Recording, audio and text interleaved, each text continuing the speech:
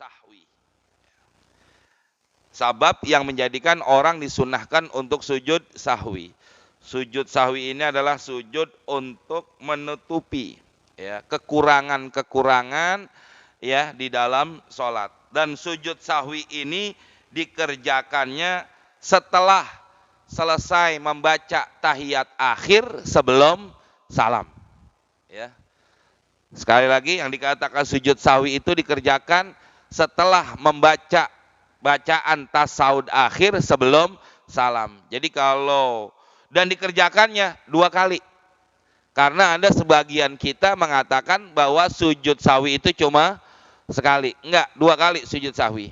Jadi kalau yang rukun di dalam tahiyat akhir setelah asyhadu alla ilaha illallah wa asyhadu anna muhammadar rasulullah Allahumma sholli ala sayyidina Muhammad wa ala ali sayyidina Muhammad. Kan yang rukunnya sampai di situ.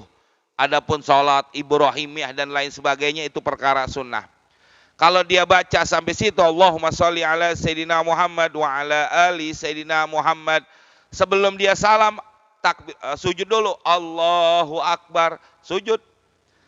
Subhana man la yanamu wala yashu. Baca 3 kali. Kalau kagak hafal, ya bacalah bacaan yang lain. Subhana rabbiyal azimi wa bihamdi. Tapi afdolnya memang subhana man la yanamu wala yashu. Maha suci Allah yang tidak pernah lupa dan tidak pernah tidur. Baca 3 kali, duduk Allahu akbar, duduk. Sebagaimana duduk di antara 2 sujud. Enggak usah baca apa-apa, yang penting tumakninah. Selesai, Allahu akbar, sujud lagi yang kedua. Baca subhanaman la yanamu wala yashu. Baca 3 kali, selesai, Allahu akbar, duduk tawarruk atau duduk tahiyat akhir, langsung assalamualaikum warahmatullah, assalamualaikum warahmatullah. Itulah tata cara daripada sujud sahwi seperti itu. Nah, apa yang menyebabkan orang itu disunahkan untuk sujud sahwi? Sunnah ya, bukan wajib. Kalau wajib berarti kalau orang kelupaan juga sujud sahwi berarti tidak sah sholatnya. Ini perkaranya sunnah. Qala, kata pengarang kitab, wal matruk minas sholat. Yang ditinggalkan di dalam pekerjaan sholat, salah satu asya, ada 3 perkara. Kadang-kadang yang ditinggalkan pardun, rukun-rukun sholat. Orang ninggalin ruku, orang ninggalin sujud, orang meninggalkan baca Fatihah, itu rukun-rukun sholat. Bagaimana hukumnya kalau orang meninggalkan daripada rukun sholat? Yang kedua, wasunnatun, kadang-kadang yang ditinggalkan itu perkara sunnah, yaitu sunnah apa di sini? Sunnah ab'ad. Ya. Sunnah ab'ad itu ada 2. Tahiyat awal dengan kunut subuh dan kunut pada pertengahan bulan, kunut pada waktu witir di pertengahan bulan Ramadan. Itu sunnah hayat namanya. Ya. Bukan hanya kunutnya doang, termasuk dirinya, bacaannya. Tahiyat begitu juga, bukan tahiyatnya doang, termasuk bacaan tahiyatnya. Ya.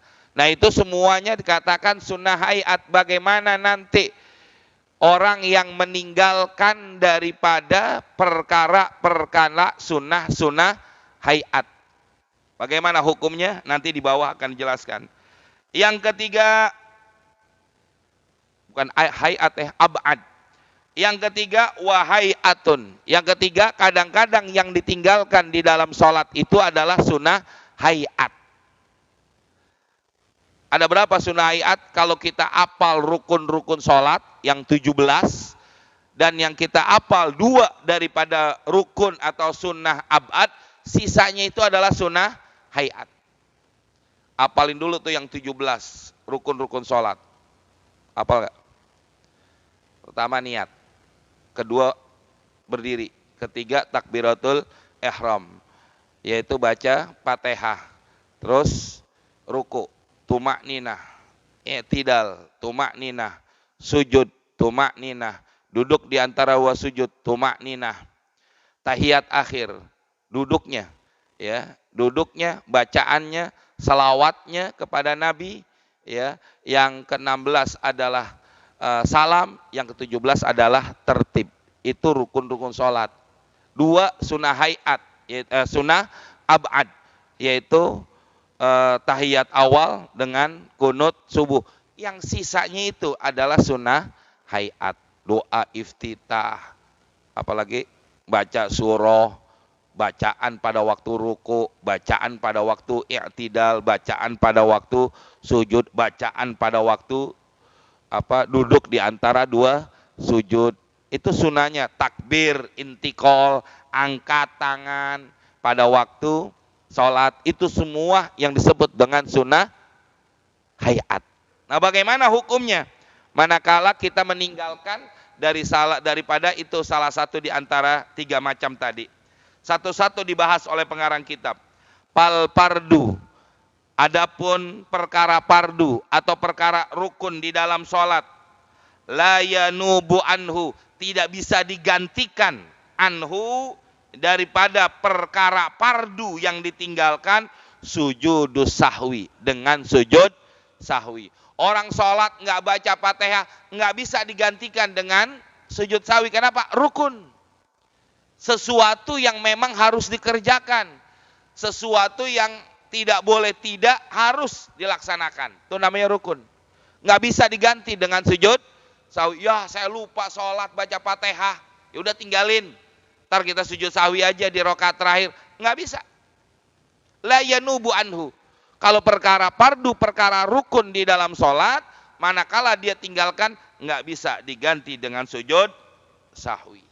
Bal, akan tetapi, apabila zakarahu, dia ingat perkara rukun dalam sholat yang ditinggalkan, ingat nih, tadi saya belum baca Fatihah, zakarahu, dia ingat, wazamanu qoribun, waktunya masih dekat, antara ingat dengan lupa membaca Fatihah.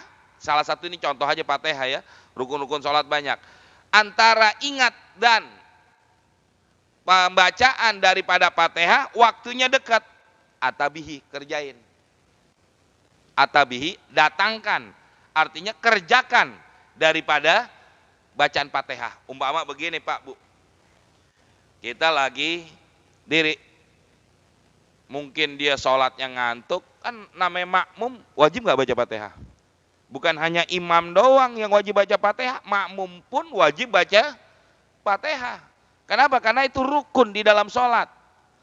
Kecuali baca surah, imam yang baca, kita makmum dengerin. Tapi kalau Fatihah semua, baik imam maupun makmum, semuanya baca Fatihah. Mungkin dia ngantuk sholatnya, ya, semalam habis begadang, atau keenakan bacaan imam, dengerin bacaan imam keenakan, dia pules, dia lupa baca Fatihah. Lah, udah kira-kira nggak lama dia ingat, saya belum baca Fatihah nih. Atabihi, kerjain, baca Bismillahirrahmanirrahim, Alhamdulillahirabbil alamin, Ar-Rahman, terus begitu. Yang penting apa? Waktunya masih dekat. Yang kedua, kalau seandainya dia belum melakukan daripada rukun berikutnya. Seandainya dia belum melakukan daripada rukun berikutnya. Nah, kalau bagaimana? Ingatnya udah pada waktu sujud. Sujud apa? Sebelum sujud, ruku. Pada waktu dia ruku, dia ingat, waduh, belum baca Fatihah. Gimana? Bangun lagi? Jangan.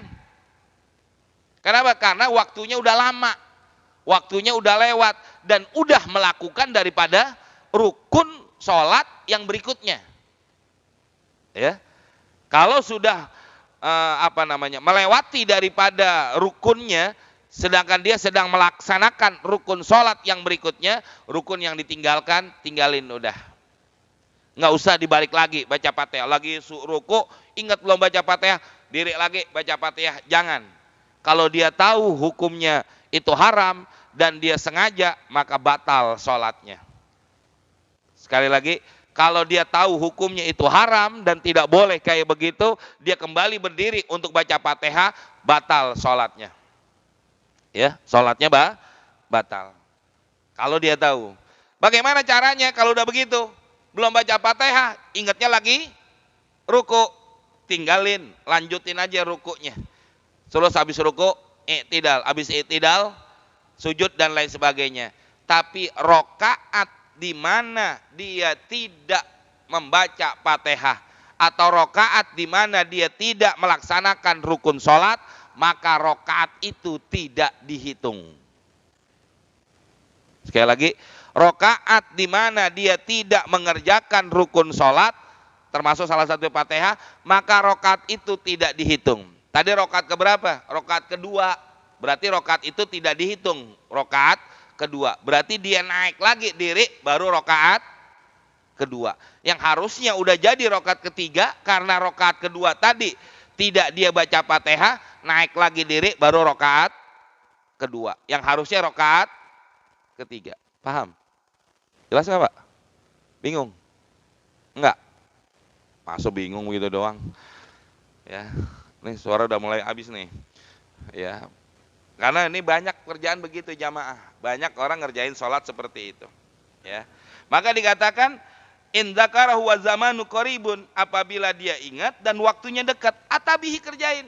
Kalau dia belum ruku, dia ingat lagi masih diri nih, belum baca Fatihah, baca dah Bismillahirrahmanirrahim, alhamdulillah sampai habis. Selesai, dia ruku dan selanjutin. Rokaatnya dianggap sah. Maka dikatakan wabana alaihi, dan teruskan alaihi daripada sholatnya. Terusin udah. Sah sholatnya, sah.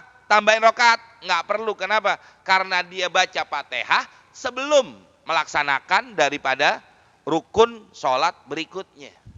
Masih dalam keadaan berdiri. Berdiri itu adalah tempatnya baca Fatihah. Maka dia nggak perlu, ya, tidak perlu menambahkan rokaat. Kenapa? Karena rokaatnya dianggap sah. Tapi kalau dia ingatnya udah dalam keadaan ruku, selesai baca surah, dia lupa pas lagi ruku, Allahu Akbar, Subhana Rabbiyal Azim. Dia ingat bahwa dia belum baca Fatihah, diri, jangan. Batal kalau dia diri. Kalau dia tahu hukumnya haram, tidak diperbolehkan, batal. Lantas gimana dong? Lanjutin aja udah sholatnya. Habis ruku, i'tidal, sujud, lain sebagainya. Tapi rokaat di mana dia tidak membaca Fatihah, tidak melaksanakan rukun sholat pada saat itu, dihukumkan tidak dihitung rokaatnya. Kalau tadi rokaat kedua, tatkala dia diri harusnya jadi rokaat ketiga, jadi rokaat kedua. Begitu maksudnya. Tetap jadinya, ya.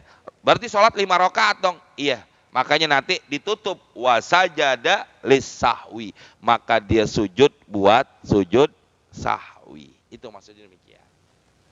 Ya Pak ya. Itu kalau kita sebagai imam atau kita sebagai makmum.